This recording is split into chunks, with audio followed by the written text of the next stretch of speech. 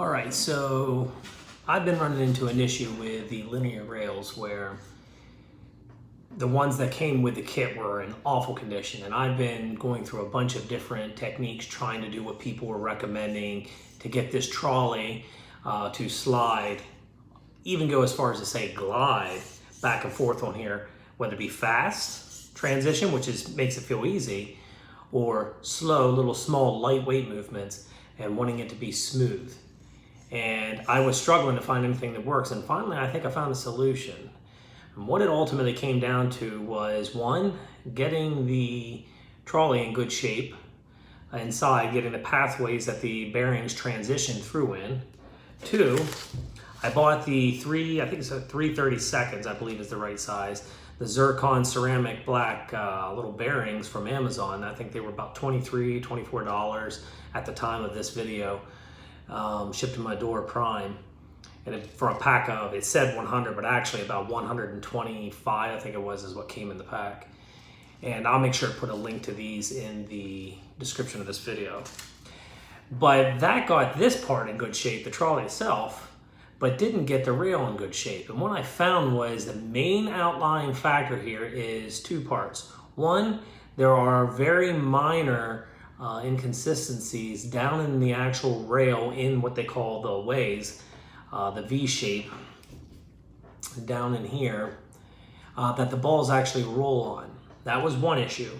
Second issue was the dimension. If you could measure, and we're talking tenths of thousandths off, thickness of the space between where the ball rides on this side and where the ball rides on this side.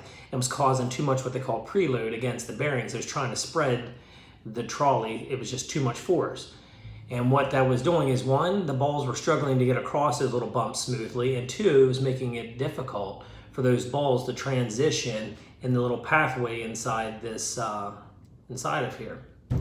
And so what I did was, again, prepped up the trolley, got the trolley working nice, and then I bought me a set of sharpening stones that are square in shape off of Amazon. Again, I'll put these in the description, but these were, I want to say $11, $12 prime, shipped to my door, and it came with 6 different stones, different grits, ranging from 180, 400, 800, 1500, 300, or 3000, and there's a 2000.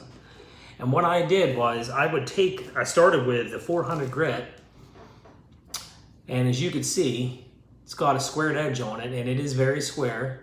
First thing I did was to confirm that it was square was I laid the side edge of one of the stones onto the precision edge of another stone, and I went back and forth to dress up the side edges of the stone to guarantee that A, it's parallel, and B, there's no little pieces sticking up that could cause more issues. Then I took the rail and held it at about a 45-degree angle to where the corner of the stone laid right down in that groove where the balls ride. And I would do full strokes, running full length. And you can go back and forth. Some people argue only go one direction. We're not filing fingernails here. It's all right to get the grain, the finished grain going that way for the crosshatch. What you'll find though is that you have to be careful how much you take off. You want to do a couple passes of each when you're in the core stones. And I rapidly transitioned from the 180 up to the 400, up to the 800, and then went into the 15 and then jumped right into the 2000. I stopped at 2000, I didn't go up to 3000, I could. But I do a couple passes and go all the way up through all the different finishes on both sides, see how it fits. And the reason why is you don't want to take too much off. You take too much off, the rail's now junk, because you're gonna have slop in this, and it'll be able to either twist like this, torsionally, laterally, or have the worst kind, up and down. But either way, it would destroy your print quality of this. Honestly, once I found a working solution to dress this rail, it took me about 20 or 30 minutes to do both sides and go through all the grits and get an amazing finish on the way area where the balls ride. That is superior to what the finish was on the rail when I got it. And what has that gotten me? Well, it's got me a rail that will do that without having it loose. There is still preload on this. It does still, if you move it extremely slow, you can feel the balls transitioning in there, but there's no hopping or skipping or anything. The critical component, I know some people are saying, well, you don't want a trolley to be able to slide like that. I lubricated it with, what is it, the Wall hair clipper oil. Some people were saying about using some other ones that had Teflon in and everything, and that's fine. Using hair clipper oil will work fine. If you got another oil, use that. But one of the critical things you want to make sure of, though, is that you maintain preload, an actual pressure, an interference of the distance between here versus what the distance would be between the balls. There needs to be some positive pressure pushing out, but it needs to be the correct amount. I was removing a few tenths of thousandths. I still, again, have positive preload, and they roll nice. Now, as some people pointed out, the ceramic bearings will, in time, eat at this metal. But if your finish is down to the 2,000, 3,000 grit, this is a reasonably hard steel. It's not case hardened or anything like that, but it's also not mild steel. It's going to last a long time. It's going to last a very long time. Of noteworthy, when I was using these stones, I did wet them with the Wall hair clipper oil. You can use a 3-in-1 oil, just something to keep the stones cleaned out.